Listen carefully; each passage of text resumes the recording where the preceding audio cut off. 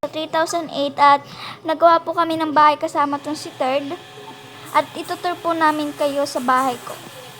Pasok po muna tayo. Here's our pagpasok po natin, may makikita po kayong aking salas. Yan po. And then next po ay itong kwarto namin. Ay, opo, kwarto po namin yan. Dalawa po yan. Sa kapatid niya po, kasama ko yan. And then, ito po yung kusina ko. Medyo kakunti pa lang po yung gamit. Pero marami po siyang pagkain. Ayan po, ang dami niya pong pagkain.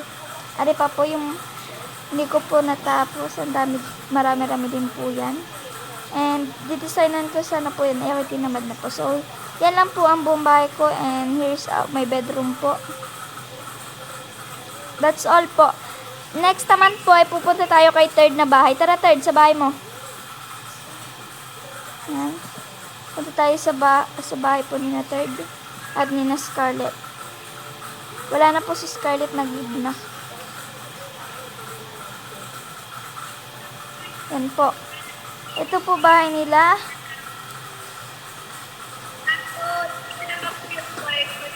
Ito daw po yung kwarto ni Scarlett. Kwarto po daw to ni Scarlett. Yan po.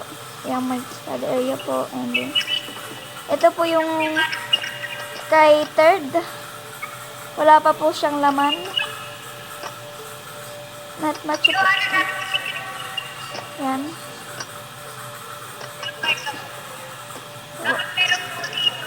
Dapat daw po meron ditong